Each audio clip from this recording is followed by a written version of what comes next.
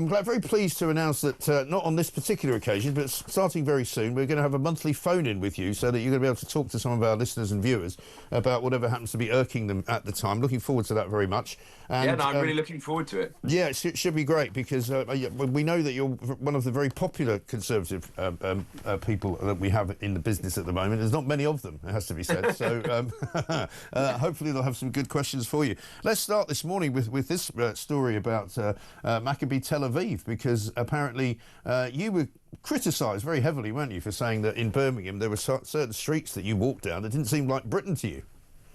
Yeah, look, absolutely. Just a week ago, when I was quoted as saying that there was an integration failure in parts of Birmingham like Handsworth and Aston, there was an outcry from parts of the media, many of our politicians, including the Prime Minister. And then this week we learn that the situation is even worse than I imagined, and that West Midlands Police are essentially saying that those bits of Birmingham are a no-go area for Jews. They cannot protect Jews who are going to see a football match at Villa Park. This is a total disgrace. This needs to be a moment where the scales fall from the eyes of those out-of-touch politicians and they actually realise there's a major failure of integration in our country. And for once, we actually have to do something about it.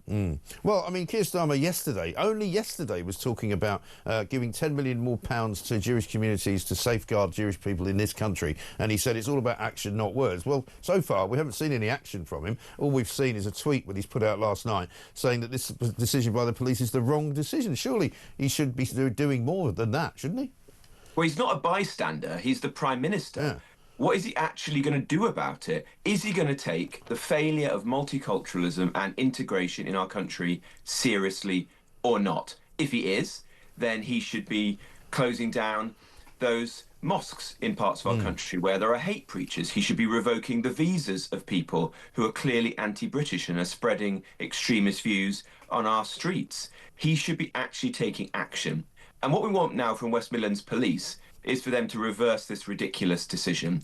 It cannot be beyond the capability of West Midlands Police to keep around 1,000 fans safe at a match at Villa Park. It cannot be, and it sends the worst possible signal about our country and the failures of integration in some of our big cities, that they're saying that they can't do that job. Yeah, because they wouldn't do this for any other football match or any other football team from any other part of the world, you know, because, you know, we know that there's football hooliganism, there's stuff that goes on all the time at various football matches, but, you know, they don't cancel the fans from coming, they just police them.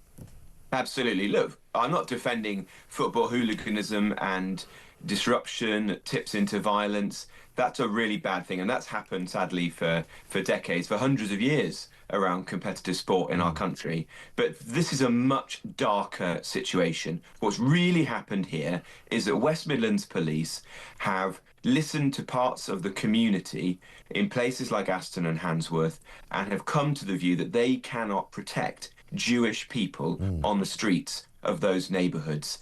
And I think that's absolutely shameful and disgraceful. We cannot allow this to stand. They've got to reverse the decision. They've got to do everything they can to make sure those fans feel safe and welcomed. And then more importantly, because it's bigger than just a football match, we've got to actually act now.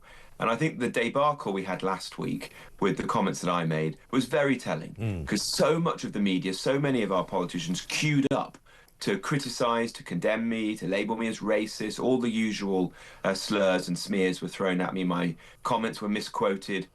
Basically, they were too worried about their respectability in polite circles than to take on the really hard issues, which is that there are parts of our country where people are living segregated lives, where they're not properly integrated into our culture, and there are people who do not have British values. And what we've learnt overnight with this incident proves my point 100%. We can't live in a country where 1,000 or so Israeli fans are not able to come, or British Jews who might support this team don't feel safe making the journey to Villa Park. That's ridiculous. It's completely outrageous, and we've got to stop it. Yeah, absolutely right.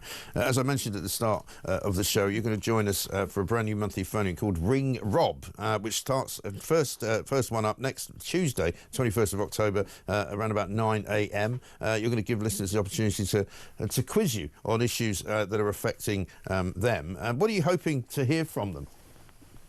Well, I always enjoy coming on your show, Mike, and you are the king of common sense. So I'm hoping to get some of your very, very sensible viewers and listeners who call in, and I can actually just learn from what's actually happening out on the streets of our country. What are people's views? And I can try to give frank, honest, candid responses on the issues of the day. And so I'm really looking forward to it. I'm off, Mike, to get my wisdom teeth taken out. I've had one taken out yesterday, and I'm having the next one taken out later today. So hopefully I will be recovered from that in time for Tuesday. Let's hope so. You'll be lucky to have got an appointment, by the way, because a lot of people out there will be ringing you in to say, where did you get the dentist from? Because we can't get one. Fair enough, yeah.